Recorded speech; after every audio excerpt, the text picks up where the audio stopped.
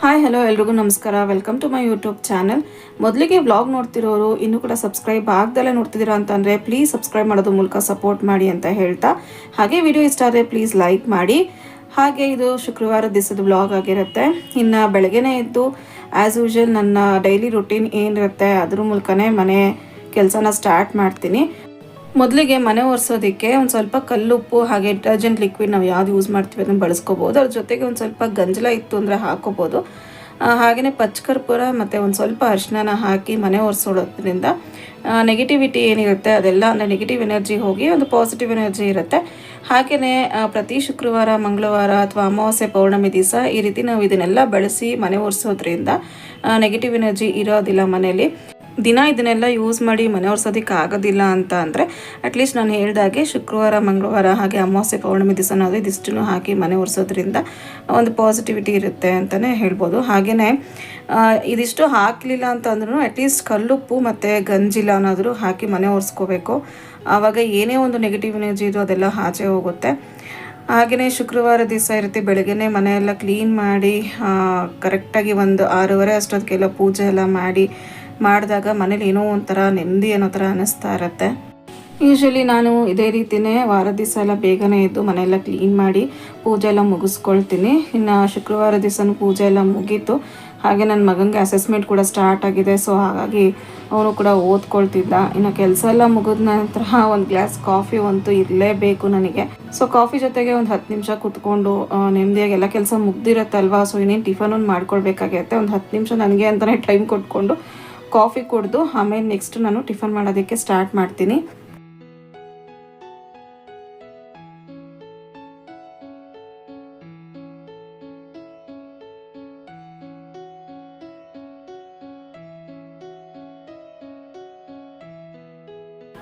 ಇನ್ನು ಟಿಫನ್ಗೆ ಅಂತ ಹೇಳಿ ಹಿಂದಿನ ದಿವಸನೇ ಬಿಸಿಬೇಳೆ ಬಾತ್ಗೆ ಅಂತ ಹೇಳಿ ಎಲ್ಲ ಹಚ್ಚಿಟ್ಕೊಂಡಿದ್ದು. ಒಗ್ಗರಣೆಗೆ ಏನು ಬೇಕಾಗುತ್ತೆ, ಈರುಳ್ಳಿ, ಟೊಮೆಟೊ ಅದಷ್ಟು ಮಾತ್ರ ಆ ಟೈಮಿಗೆ ಹಚ್ಬಿಟ್ಟು ಹಾಕಿ ಮಾಡ್ಕೊಳ್ತೀನಿ. ಹಿಂದಿನ ದಿವಸನೇ ಆಲ್ಮೋಸ್ಟ್ ತರಕಾರಿಗಳನ್ನೆಲ್ಲ ಹಚ್ಚಿಟ್ಕೊಳ್ಳೋದ್ರಿಂದ ಮಾರನೇ ದಿವಸ ಸ್ವಲ್ಪ ಕೆಲಸನೂ ಈಸಿ ಆಗುತ್ತೆ. ಇನ್ನು ಟಿಫನ್ ಮಾಡೋವಾಗಲೇ ಎಲ್ಲನೂ ಮಾಡ್ಕೊಳ್ಬೇಕು ಅಂದರೆ ಕೆಲವೊಂದ್ಸತಿ ಟೈಮ್ ಆಗೋದಿಲ್ಲ. ಇನ್ನು ನನ್ನ ಮಗನಿಗೆ ಸ್ಕೂಲ್ ಬಂದು 8:15 ಅಷ್ಟರಲ್ಲೆಲ್ಲ ಅವನು ಮನೆಯಿಂದ ಹೊರಡಬೇಕು. 8:30ಗೆಲ್ಲ ಸ್ಕೂಲ್ ಇರುತ್ತೆ. ಸೊ ಹಾಗೆ ಲೇಟ್ ಆಗಿಬಿಡುತ್ತಲ್ಲ ಅಂತ ಆಲ್ಮೋಸ್ಟ್ ಎಲ್ಲ ಹಿಂದಿನ ದಿವಸನೇ ರೆಡಿ ಮಾಡ್ಕೊಳ್ತೀನಿ. ನಾವತ್ತು ಬಿಸಿಬೇಳೆ ಬಾತ್ ಮಾಡ್ತಾಯಿದ್ದು. ನಾನು ಯೂಶ್ವಲಿ ಬಿಸಿಬೇಳೆ ಬಾತ್ ಮಾಡುವಾಗ ಒಗ್ಗರಣೆ ಸಪ್ರೇಟಾಗಿ ಕೊಡ್ತೀನಿ. ಹಾಗೆ ಬೇಳೆ ಎಲ್ಲ ಬೇಯಿಸಿಟ್ಕೊಂಡು ತರಕಾರಿನೂ ಕೂಡ ಒಂದು ವಿಷಲ್ ತೊಗೊಂಡು ಅದನ್ನು ಸಪ್ರೇಟಾಗಿ ಬೇಯಿಸ್ಕೊಳ್ತೀನಿ. ಹಾಗೆಯೇ ಅನ್ನನೇ ಸಪ್ರೇಟಾಗಿ ಮಾಡ್ಕೊಳ್ತೀನಿ. ಈ ರೀತಿ ಮಾಡಿದಾಗ ಬೇಗನೂ ಆಗುತ್ತೆ. ಒಟ್ಟಿಗೆ ಎಲ್ಲದೂ ಹಾಕಿ ಕುಕ್ಕರಲ್ಲಿ ವಿಷಲ್ ಹಾಕಿ ತೊಗೊಳ್ಳೋದು ನನಗೆ ಅಷ್ಟು ಇಷ್ಟ ಆಗೋದಿಲ್ಲ. ಸೊ ಎಲ್ಲ ಒಟ್ಟಿಗೆ ಮೊಸರಾದಂಗೆ ಆಗಿಬಿಡುತ್ತೆ. ಹಾಗಾಗಿ ನನಗೆ ಈ ರೀತಿ ಸಪ್ರೇಟಾಗಿ ಮಾಡಿ ಬಿಸಿಬೇಳೆ ಬಾತ್ ಮಾಡಿನೇ ರೂಢಿ ಇರೋದು. ಹೀಗೆ ಮಾಡಿದ್ರೇ ನಮಗೂ ಕೂಡ ಇಷ್ಟ ಆಗುತ್ತೆ. ಇನ್ನು ಬಿಸಿಬೇಳೆ ಬಾತ್ಗೆ ಒಂದು ಸ್ವಲ್ಪ ಬೆಲ್ಲ ಹಾಕೋದ್ರಿಂದ ಟೇಸ್ಟ್ ಇನ್ನೂ ಜಾಸ್ತಿ ಆಗುತ್ತೆ. ಹಾಗೆ ಬಿಸಿಬೇಳೆ ಬಾತ್ ಪುಡಿ ಎಲ್ಲ ಮನೇಲೇ ಮಾಡಿರೋದ್ರಿಂದ ತುಂಬಾ ಚೆನ್ನಾಗಾಗತ್ತೆ. ಬಿಸಿಬೇಳೆ ಬಾತ್ ರೆಸಿಪಿ ಹಾಗೆ ಆ ಪುಡಿಯೆಲ್ಲ ಹೇಗೆ ಮಾಡೋದು ಅಂತ ಹೇಳಿ ಆಲ್ರೆಡಿ ನಾನು ವ್ಲಾಗ್ನ ಅಪ್ಲೋಡ್ ಮಾಡಿದ್ದೀನಿ ನನ್ನ ಚಾನಲ್ನಲ್ಲಿ. ಸೊ ಇಂಟ್ರೆಸ್ಟ್ ಇದ್ದರೆ ನೋಡ್ಬೋದು. ಡಿಸ್ಕ್ರಿಪ್ಷನ್ ಬಾಕ್ಸಲ್ಲಿ ಲಿಂಕ್ ಕೂಡ ಮೆನ್ಷನ್ ಮಾಡಿರ್ತೀನಿ. ಹಾಗೆಯೇ ಅಡುಗೆ ಮಾಡೋದ್ರ ಜೊತೆಗೇ ಟಿಫನ್ ಎಲ್ಲ ಒಂದು ಕಡೆ ರೆಡಿ ಆಗ್ತಾಯಿತ್ತು. ಇನ್ನು ಸ್ವಲ್ಪ ಐಟಮ್ಸ್ ಎಲ್ಲ ಏನು ಖಾಲಿಯಾಗಿತ್ತು ಆ ಬಾಕ್ಸ್ ಎಲ್ಲ ವಾಶ್ ಮಾಡಿ ಎಲ್ಲ ತೊಳೆದಿಟ್ಟಿದ್ದೆ. ಸೊ ಹಾಗಾಗಿ ಅದನ್ನೆಲ್ಲ ಮತ್ತೆ ನಾನು ರೀಸ್ಟಾಕ್ ಮಾಡ್ಕೊಳ್ತಾ ಇದ್ದೀನಿ. ಈ ರೀತಿ ಸ್ವಲ್ಪ ಟೈಮ್ ಸಿಕ್ಕಿದಾಗ ಆವಾಗಲೇ ಮಾಡ್ಕೊಂಬಿಟ್ರೆ ಅದೊಂದು ಎಕ್ಸ್ಟ್ರಾ ಕೆಲಸ ಅಂತಲೂ ಕೂಡ ಅನಿಸೋದಿಲ್ಲ. ಬೆಳಗ್ಗೆ ಟೈಮ್ ಯೂಶ್ವಲಿ ಕೆಲಸ ಜಾಸ್ತಿ ಇದ್ದಾಗಲೇ ಏನಾದರೂ ಈ ರೀತಿ ಡಬ್ಬಿಗಳು ಖಾಲಿ ಇತ್ತು ಫಿಲ್ ಮಾಡಿ ಇಟ್ಟಿಲ್ಲ ಅಂತ ಅಂದಾಗಲೇ ಗಡಿಬಿಡಿ ಆಗಿಬಿಡುತ್ತೆ. ಅಂಥ ಪೀಕ್ ಅವರ್ಸಲ್ಲಿ ನಮಗೆ ಟೈಮ್ ಕೂಡ ಇರೋದಿಲ್ಲ ಫಿಲ್ ಮಾಡಿ ಹಾಕೋ ಅಷ್ಟು. ಈ ರೀತಿ ಟೈಮ್ ಮಾಡಿಕೊಂಡು ಅದಕ್ಕೆ ಅಂತಲೇ ಟೈಮ್ ಮಾಡ್ಕೊಳ್ಳೋದು ಬದಲು ಈ ರೀತಿ ಟೈಮ್ ಸಿಕ್ಕಿದಾಗ ಟಿಫನ್ ಮಾಡಿಕೊಂಡೇ ಇಂಥ ಕೆಲಸಗಳನ್ನೆಲ್ಲ ನಾವು ಸುಲಭವಾಗಿ ಮಾಡ್ಕೊಂಬಿಡ್ಬೋದು. ಅದು ಕೂಡ ಅದೇ ಟೈಮಲ್ಲೇ ಆಗೋಗ್ಬಿಡುತ್ತೆ. ಅದಕ್ಕೆ ಅಂತ ಸಪ್ರೇಟಾಗಿ ನಾವು ಟೈಮ್ ಕೊಡೋದಕ್ಕಿಂತ ಈ ರೀತಿ ಮಾಡ್ಕೊಳ್ಳೋದೇ ಸುಲಭ. ಹಾಗೆ ಇನ್ನೊಂದು ಕಡೆ ಎಲ್ಲದನ್ನು ರೆಡಿ ಆಯಿತು. ಲಾಸ್ಟಿಗೆ ಈ ರೀತಿ ಒಗ್ಗರಣೆಗೆ ನಾನು ಮಿಕ್ಸ್ ಮಾಡ್ತೀನಿ. ಅನ್ನ ಮಾಡ್ಕೊಂಡಿರೋಂಥ ಅನ್ನ ಹಾಗೆಯೇ ಬೇಯಿಸಿಟ್ಕೊಂಡಿರುವಂಥ ತರಕಾರಿಗಳು ಮತ್ತು ಒಗ್ಗರಣೆ ಜೊತೆಗೆಲ್ಲ ಮಿಕ್ಸ್ ಮಾಡಿದ್ರೆ ಬಿಸಿಬೇಳೆ ಬಾತ್ ಕೂಡ ರೆಡಿ ಆಗಿಬಿಡುತ್ತೆ. ಇದೇ ರೀತಿ ನಾನು ಮಾಡೋದು. ಹಾಗೆಯೇ ಹೂವೆಲ್ಲ ಏನು ತಂದಿದ್ವಿ ಅದನ್ನು ಕೂಡ ಎತ್ತಿಟ್ಕೋಬೇಕಾಗಿತ್ತು. ಕವರಲ್ಲಿ ಹಾಗೆ ಇಟ್ಟಿದ್ದೆ ಫ್ರಿಜ್ಜಲ್ಲಿ. ಸೊ ಅದನ್ನು ಕೂಡ ಇದೇ ಟೈಮಲ್ಲೇ ನಾನು ಅಂದರೆ ಎಲ್ಲ ರೆಡಿ ಆಯ್ತಲ್ವ ಅದೊಂದು ಕುದಿ ಬರೋವರೆಗೂ ವೆಯ್ಟ್ ಮಾಡೋದು ಯಾಕೆ, ಜಸ್ಟ್ ಇದು ಈ ಕೆಲಸನಾದ್ರು ಮಾಡ್ಕೊಳ್ಳೋಣ ಅಂತ ಹೇಳಿ ಹೂನೆಲ್ಲ ಎತ್ತಿಟ್ಕೊಳ್ತಾ ಇದ್ದೀನಿ. ಹೂ ತಂದ ತಕ್ಷಣ ನಾನು ಹಾಗೇ ಇಟ್ಕೊಂಡ್ಬಿಡೋದ, ಈ ರೀತಿ ಫಿಲ್ಟರ್ ಮಾಡ್ಕೊಳ್ತೀನಿ. ಒಂದು ಸ್ವಲ್ಪ ಹೂ ಕೆಟ್ಟಿರೋವಂಥ ಹೂ ಒಂದಿದ್ರೂ ಜೊತೆಗಿರೋವಂಥ ಹೂ ಎಲ್ಲ ಅದೇ ರೀತಿಯೇ ಕಲರ್ ಚೇಂಜ್ ಆಗೋದು ಅಥವಾ ಕೊಳ್ತೋಗೋದು ಈ ರೀತಿ ಆಗಿಬಿಡುತ್ತೆ. ಸೊ ಹಾಗೆ ತಂದ ತಕ್ಷಣ ಹಾಗೆ ಇಡೋದಕ್ಕಿಂತ ರೀತಿ ಸ್ವಲ್ಪ ಫಿಲ್ಟರ್ ಮಾಡಿ ಚೆನ್ನಾಗಿ ಇಲ್ದಲೇ ಇರುವಂಥ ಹೂ ಇರುತ್ತೆ ಅದನ್ನೆಲ್ಲ ಸಪ್ರೇಟ್ ಮಾಡಿ ತೆಗೆದಿಟ್ಕೊಂಡ್ಬಿಡ್ಬೇಕು. ಒಂದು ಕಾಟನ್ ಬಟ್ಟೆನ ಬಾಕ್ಸ್ ಒಳಗೆ ಹಾಕಿ ಅದ್ರ ಮೇಲೆ ಫ್ರೆಶ್ ಆಗಿರುವಂಥ ಹೂ ಎಲ್ಲ ಫಸ್ಟ್ ಚೆನ್ನಾಗಿರುವಂಥ ಹೂ ಎಲ್ಲ ಇಟ್ಬಿಡ್ತೀನಿ. ಅದ್ರ ಮೇಲ್ಗಡೆ ಸ್ವಲ್ಪ ಕಲರ್ ಚೇಂಜ್ ಆಗಿರುತ್ತೆ ನೋಡಿ, ಅಂಥ ಹೂನೆಲ್ಲ ನಾನು ಮೇಲ್ಗಡೆ ಇಟ್ಕೊಂಡು ಫಸ್ಟ್ ಅದನ್ನೆಲ್ಲ ಯೂಸ್ ಮಾಡ್ತೀನಿ. ಅದಾದಮೇಲೆ ಮಿಕ್ಕಿರೋವಂಥ ಫ್ರೆಶ್ ಆಗಿರೋ ಹೂಗಳನ್ನ ನಾನು ಯೂಸ್ ಮಾಡ್ತೀನಿ. ಯೂಶ್ವಲಿ ನೋಡ್ತಾ ಇರ್ತೀನಿ, ಪ್ರತಿ ಸತಿ ಬಾಕ್ಸ್ ಓಪನ್ ಮಾಡಿದಾಗ್ಲೂ ನೋಡಿ ಮಾಡಿನೇ ನಾನು ಹೂವು ತೊಗೊಳೋದು. ಈ ರೀತಿ ನಾವು ನೀಟಾಗಿ ಇಟ್ಟಾಗ ಒಂದು 20 ದಿವಸನಾದರೂ ಹೂ ತುಂಬಾ ಫ್ರೆಶ್ ಆಗಿರುತ್ತೆ ಫ್ರಿಜ್ಜಲ್ಲಿ ಇಟ್ಟಾಗಲೂ ಕೂಡ. ಅಂದರೆ ಹೂಗೆ ನೀರು ಇಟ್ಕೊಳ್ಬಾರ್ದು ಅಷ್ಟೇ, ನೀರು ಇಟ್ಕೊಂಡ್ಬಿಟ್ರೆ ಕೊಳ್ತಂಗೆ ಆಗಿಬಿಡುತ್ತೆ. ಸೊ ಹಾಗೆ ಈ ರೀತಿ ಕಾಟನ್ ಬಟ್ಟೆಯಲ್ಲಿ ನಾವು ವ್ರಾಪ್ ಮಾಡಿಡೋದ್ರಿಂದ ಹಾಗೆ ಪ್ಲಾಸ್ಟಿಕ್ ಬಾಕ್ಸಲ್ಲಿ ರೀತಿ ಸ್ಟೋರ್ ಮಾಡಿಡೋದ್ರಿಂದ ಹೂ ಎಷ್ಟು ದಿವಸ ಆದರೂ ಅಂದರೆ ಒಂದು 15ರಿಂದ 20 ದಿವಸ ಆದ್ರೂ ಕೂಡ ಏನೂ ಆಗೋದಿಲ್ಲ.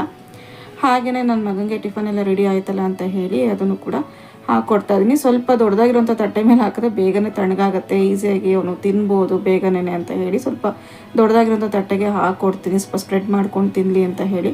ಇನ್ನು ಬಿಸಿಬೇಳೆ ಬಾತ್ಗೆ ಖಾರ ಬುಂದಿ ಅಂತೂ ಜಾಸ್ತಿ ಇರಬೇಕು ಅವನಿಗೆ. ಹಾಗೆ ಮೇಲೆ ಹಾಕಬೇಕು, ಸೈಡಿಗೆ ಹಾಕಿದ್ರೆ ನಡೆಯಲ್ಲ, ಮೇಲೆ ಹಾಕಬೇಕು ಖಾರ ಬುಂದಿನ ಅವನಿಗೆ.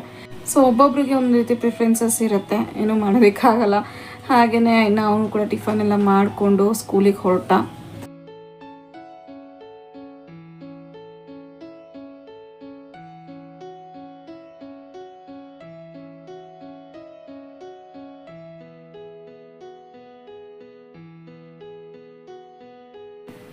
ಮಕ್ಕಳನ್ನ ಸ್ಕೂಲಿಗೆ ಕಳಿಸಿದ ಮೇಲೆ ನಮಗೆ ನಿಜವಾಗ್ಲೂ ಫ್ರೀ ಅಂತ ಅನಿಸುತ್ತೆ.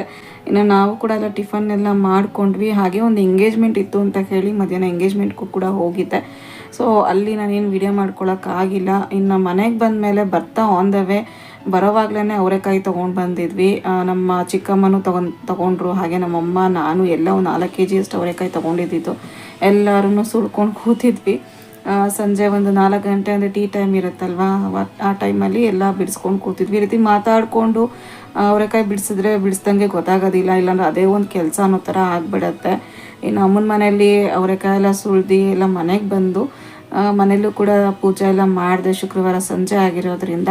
ಇನ್ನು ಅಲ್ಲಿಂದ ನಾನು ನೆಕ್ಸ್ಟು ನಮ್ಮ ಮನೆ ಹತ್ರನೇ ಮುನೇಶ್ವರ ಸ್ವಾಮಿ ದೇವಸ್ಥಾನ ಇದೆ. ನಮ್ಮ ಮನೆ ಪಕ್ಕದ ರೋಡಲ್ಲೇ ಇರುವಂಥ ದೇವಸ್ಥಾನ ನಾಗ ಮುನೇಶ್ವರ ಸ್ವಾಮಿ ದೇವಸ್ಥಾನ ಅಂತ ಹೇಳಿ. ಸೊ ಇಲ್ಲಿ ವರ್ಷ ವಾರ್ಷಿಕೋತ್ಸವ ಮಾಡ್ತಾರೆ. ಅದೇ ರೀತಿ ಇದು ಬಂದು 5ನೇ ವರ್ಷದ ವಾರ್ಷಿಕೋತ್ಸವ ಮಾಡ್ತಾಯಿದ್ರು. ಸೊ ಹಾಗಾಗಿ ಲಾಸ್ಟ್ ಒಂದು 3 ಇಯರ್ಸಿಂದ ನಾನು ಹೋಗೋದಕ್ಕೆ ಆಗಿರಲಿಲ್ಲ. ಈ ವರ್ಷ ನನ್ನ ಮಗನೂ ಕೂಡ ಹೋಗಿ ಬರೋಣ ಅಂತ ಹೇಳಿ ಹೇಳ್ತಾ ಇದ್ದ. ಸೊ ನಾನು, ನಮ್ಮಮ್ಮ, ಹಾಗೆ ಕೀರ್ತಿ ಎಲ್ಲರೂ ಕೂಡ ಹೋಗಿದ್ವಿ. ಇನ್ನು ಅಲಂಕಾರಗಳಾಗಿರ್ಬೋದು, ದೇವಸ್ಥಾನದಲ್ಲಿ ಪೂಜೆಗಳೆಲ್ಲ ತುಂಬಾ ಚೆನ್ನಾಗಿ ಮಾಡಿದರು. ಅಲ್ಲಿ ಹೋಗಿ ದರ್ಶನ ಮಾಡಿಕೊಂಡು ಹಾಗೆ ಪ್ರಸಾದ ಕೂಡ ಕೊಟ್ಟರು, ಅದನ್ನು ತಗೊಂಡು ಬಂದೆ.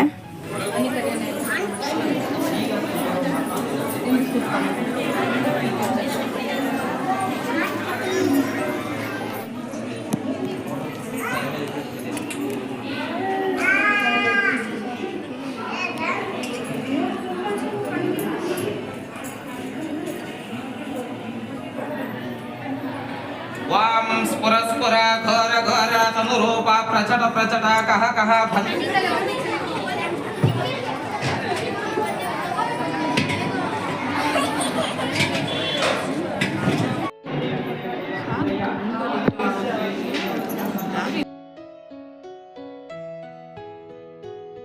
ಇದೇ ದೇವಸ್ಥಾನದಲ್ಲೇ ಚೌಡೇಶ್ವರಿ ದೇವಸ್ಥಾನ ಕೂಡ ಇದೆ. ಅಂದರೆ ಚೌಡೇಶ್ವರಿ ದೇವ್ರನ್ನ ಪ್ರತಿಷ್ಠಾಪನೆ ಮಾಡಿದ್ದಾರೆ. ಸೊ ಹಾಗೆಯೇ ಇಲ್ಲಿ ಹುತ್ತ ಇದ್ದಿದ್ದ ಜಾಗ ಇದು. ಫಸ್ಟ್ ಇಲ್ಲಿ ಮುನೇಶ್ವರ ಸ್ವಾಮಿ ಅಂತ ಏನು ಹೇಳ್ತೀವಿ, ನಾಗಮುನೇಶ್ವರ ಅಂತ ಹೇಳ್ಬಿಟ್ಟು ಇದೇ ಜಾಗದಲ್ಲೇ ಕಾಣಿಸ್ಕೊಂಡಿರೋದಂತೆ. ಸೊ ಅಂತ ಹೇಳ್ತಾರೆ. ಸೊ ಈಗ ಒಂದು 5 ವರ್ಷ ಆಗಿದೆ ದೇವಸ್ಥಾನ ನಿರ್ಮಾಣ ಆಗಿ. ಇನ್ನು ಇಲ್ಲೆಲ್ಲ ಪೂಜೆ ಎಲ್ಲ ಮುಗಿಸ್ಕೊಂಡು ಹಾಗೆ ಪ್ರಸಾದ ತೊಗೊಂಡು ಮನೆಗೆ ಬಂದೆ, ಎಲ್ರಿಗೂ ಕೂಡ ಕೊಡೋಣ ಅಂತ ಹೇಳಿ. ದೇವಸ್ಥಾನಕ್ಕೆಲ್ಲ ಹೋಗಿ ಬಂದೆ. ಆ್ಯಕ್ಚುಲಿ ಈ ರೀತಿ ವಾರ್ಷಿಕೋತ್ಸವ ಎಲ್ಲ ಮಾಡಿದಾಗ ಓಕೆ ಆಗ್ತಿರ್ಲಿಲ್ಲ. ಸೊ ಇದೇ ಫಸ್ಟ್ ಟೈಮ್ ನಾನು ಕೂಡ ಹೋಗಿರೋದು. ಅಲಂಕಾರಗಳಾಗಿರ್ಬೋದು ಎಲ್ಲ ಚೆನ್ನಾಗಿ ಮಾಡಿದರು. ಸೊ ನಿಯರ್ ಬೈ ಇರೋ ದೇವಸ್ಥಾನಕ್ಕೂ ಒಂದ್ಸತಿ ಹೋಗೋದಕ್ಕೆ ಆಗೋದಿಲ್ಲ, ಹಂಗೆ ಆಗ್ಬಿಡುತ್ತೆ. ಅದಕ್ಕೆ ಈ ವರ್ಷ ಹೇಗಿರೋ ನನ್ನ ಮಗನೂ ಕೂಡ ಹೋಗೋಣ ಅಂತ ಹೇಳಿ ಹೇಳ್ತಾನೆ ಇದ್ದ. ಅದಕ್ಕೆ ಹೋಗ್ಬಿಟ್ಟು ಅದಕ್ಕೆ ಅಂತ ಅಲ್ಲ, ದೇವ್ರ ದರ್ಶನ ಮಾಡ್ಕೊಂಬರೋಣ ಅಂತಲೇ ಹೋಗಿದ್ದು. ಇನ್ನು ದೇವ್ರ ಪ್ರಸಾದ ಕೂಡ ಸಿಕ್ಕಿದೆ. ಪ್ರಸಾದ ಎಲ್ಲ ಕೊಡ್ತಾಯಿದ್ರು ಬರೋ ಅಂಥ ಜನಗಳಿಗೆ. ಚೆನ್ನಾಗಿ ಮಾಡಿಸಿದ್ರು, ಪೂಜೆ ಆಗಲಿ ಅಲಂಕಾರಗಳಾಗಲಿ ಎಲ್ಲ. ಈಗ ಒಂದು 5 years ಏನೋ ಆಯಿತು ಅಂತ ಅಂದ್ಕೊಳ್ತೀನಿ ದೇವಸ್ಥಾನ ನಿರ್ಮಾಣ ಮಾಡಿ. ಫಸ್ಟು ತುಂಬ ಚಿಕ್ಕದಾಗಿ ಒಂದು ಹುತ್ತ ಥರ ಇದ್ದಿದ್ದು, ಅಲ್ಲಿ ಮುನೇಶ್ವರ ಸ್ವಾಮಿ ಅಂತ ಅಂದ್ಬಿಟ್ಟು ದೇವಸ್ಥಾನ ಇವಾಗ ಕಟ್ಸಿರೋದು. ಫಸ್ಟು ಹುತ್ತದ ಥರ ಇತ್ತು, ಅಂದರೆ ಹುತ್ತ ಇತ್ತು ಆ ಜಾಗದಲ್ಲಿ ಅಂತ ಹೇಳ್ತಾರೆ, ನನಗೂ ಅಷ್ಟಾಗಿ ಗೊತ್ತಿಲ್ಲ. ಬಟ್ ನಾವು ಈ ಒಂದು ಏರಿಯಾದಲ್ಲಿ ಇದ್ದಾಗಿಂದನೂ ಆ ಜಾಗ ಹಾಗೇ ಇತ್ತು. ಈಗ ದೇವಸ್ಥಾನ ಎಲ್ಲ ಕಟ್ಟಿಸಿ ಎಲ್ಲ ಚೆನ್ನಾಗಿ ಇಂಪ್ರೂವ್ಮೆಂಟ್ ಎಲ್ಲ ಮಾಡಿದ್ದಾರೆ. ಹಾಗಾಗಿ ಹೋಗಿ ಬಂದೆ. ಇನ್ನು ದೇವ್ರ ಪ್ರಸಾದ ಸಿಕ್ಕಿದೆ. ಸೊ ಮನೆಯವ್ರಿಗೆ ಹಾಗೆ ಕೀರ್ತಿಗೆಲ್ಲ ಕೊಟ್ಟು ತಿನ್ನಬೇಕು. ಇನ್ನು ಇದಿಷ್ಟ ಆಗಿತ್ತು ಇವತ್ತಿನ ದಿವಸದ ಬ್ಲಾಗ್. ಇನ್ನು ಈ ಬ್ಲಾಗ್ ನಿಮ್ಗೆ ಇಷ್ಟ ಆಯಿತು ಅಂತಂದರೆ ಪ್ಲೀಸ್ ಲೈಕ್ ಮಾಡಿ, ಶೇರ್ ಮಾಡಿ. ಹಾಗೆ ಇನ್ನೂ ಕೂಡ ಸಬ್ಸ್ಕ್ರೈಬ್ ಆಗ್ದಲೇ ನೋಡ್ತಿದ್ದೀರಾ ಅಂತಂದರೆ ಪ್ಲೀಸ್ ಸಬ್ಸ್ಕ್ರೈಬ್ ಮಾಡೋದ್ರ ಮೂಲಕ ಸಪೋರ್ಟ್ ಮಾಡಿ ಅಂತ ಹೇಳ್ತಾ, so meet you in the next blog. Thanks for watching.